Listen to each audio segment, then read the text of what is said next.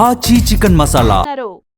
ఇప్పుడు కాకపోయినా మరో ఏడాది తర్వాత అయినా దేవరా 2 ఉంటుందేమో అనే ఆశలు ఎన్టీఆర్ ఫ్యాన్స్ లో ఉండేవి. కానీ ఇప్పుడు ఆ ఆశలు ఆవిరైపోయాయి. దేవరా కథేంటి, విలన్ ఎవరు, వరా ఏమయ్యాడు, దేవరని చంపిందెవరు, ఇలా ప్రశ్నలు చాలానే మిగిలిపోయేలా ఉన్నాయి. వీటన్నిటికీ సమాధానం కష్టమే. దేవరా 2 వచ్చేలా లేదు. ఎందుకో మీరు చూసేయండి.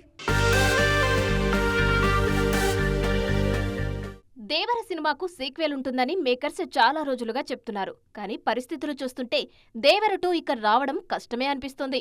ముందు నుంచే సీక్వెల్ మీద తారక్ పెద్దగా ఆసక్తి చూపించట్లేదనే వార్తలు బాగా వినిపిస్తున్నాయి. అన్నట్లుగానే దేవర 2 నానాటికి లేట్ అవుతూనే ఉంది. జూన్ నుంచే మొదలవుతుందని నిర్మాత చెప్పినా అది జరగలేదు.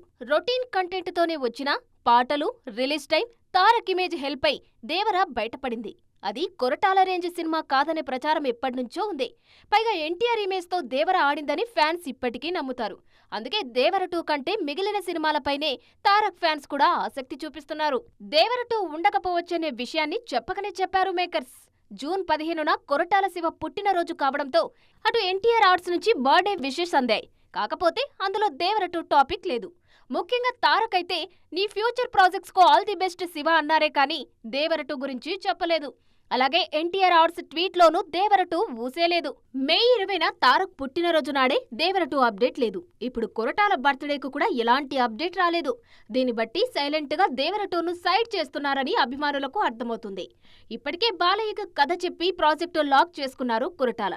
ఈ లెక్కన దేవర కథ అసంపూర్తిగానే మిగిలిపోయేలా కనిపిస్తుంది.